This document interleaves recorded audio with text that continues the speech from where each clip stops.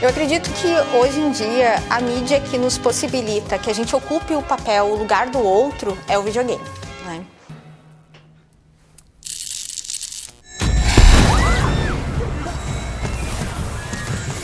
Que parada é essa? O que tá rolando com a sua mão? O que é isso em você? Eu não sei.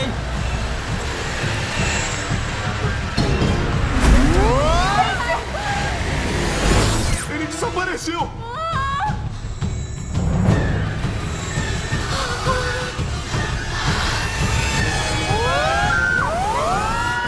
Ah, não, cara.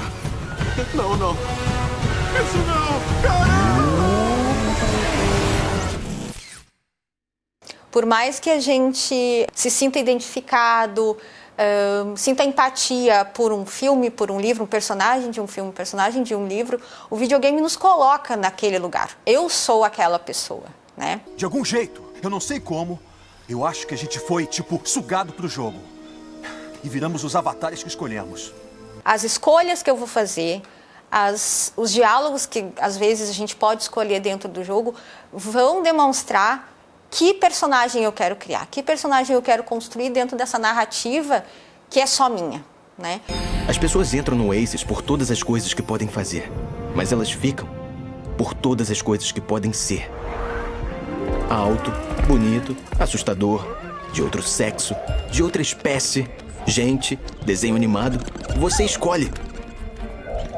É, esse sou eu. Bom, é o meu avatar. Pelo menos até eu querer mudar. Por mais que um jogo ele tenha uma programação e ele tenha uma série de nós que já são previstos, quando eu estou interagindo com aquele sistema ali, é uma interação única. É só minha, só eu vou jogar daquela forma, né? Por mais que o cenário seja o mesmo, por mais que só exista um caminho, como num jogo linear, por exemplo.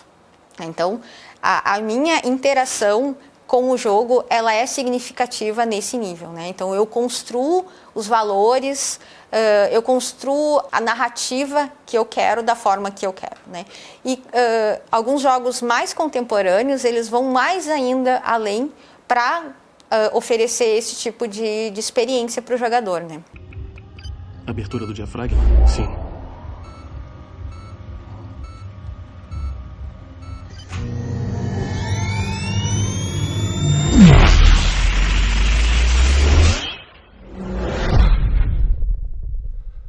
Agora, quando a gente pensa em como essa simulação é apresentada, né, e daí as interações que oferecem, e mesmo nessa relação que a gente pode pensar no jogo do outro, né, eu sou esse outro que ocupa esse lugar, a gente vai ter uma série de construções que são colocadas dentro do jogo, porque ele tem um conteúdo que antecede a minha interação, né?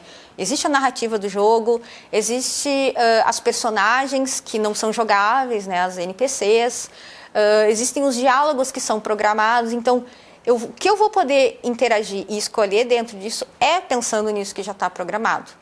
Mas as minhas escolhas elas vão ser determinantes para daí dar esse sentido que eu quero.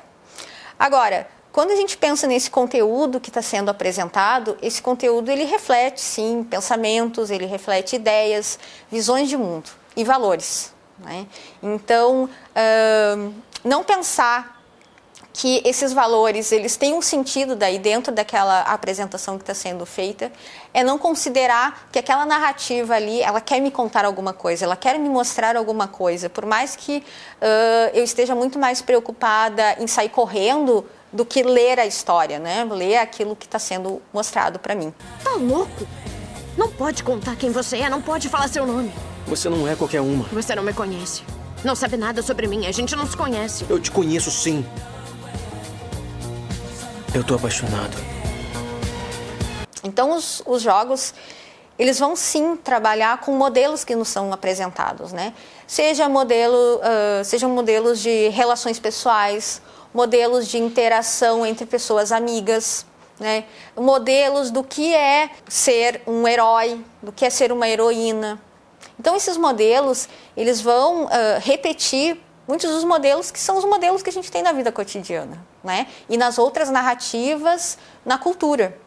Agora, o ponto importante de pensar nesses modelos é entender como esses modelos podem daí repetir questões problemáticas daí do que a gente já tem no cotidiano, então, visões machistas, homofóbicas. No caso de alguns jogos, por exemplo, produzidos nos Estados Unidos, que traz muito fortemente a questão da islamofobia. Que papo é esse? Então, que coloca sempre identidades árabes ou ainda muçulmanas, tem essa problemática, às vezes, de entender árabe como muçulmano, o que é uma inverdade, enfim. Então, já se produz uma imagem daquilo que quer que o seu usuário entenda, né? O seu consumidor entenda. Então, o árabe é o inimigo. Mas que palhaçada é essa?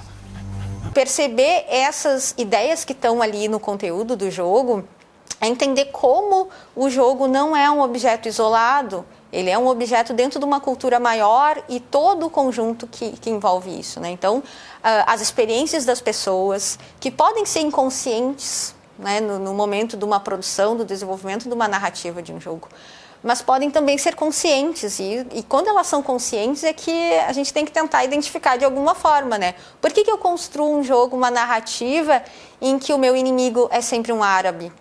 Por que essas identidades estão sempre ali na posição de inimigo?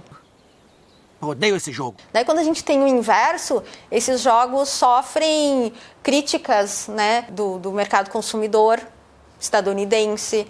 Esses jogos são daí ditos como políticos, porque só é político quando sai do normativo, quando sai da identidade ideal. Qual que é a identidade ideal? É do homem branco.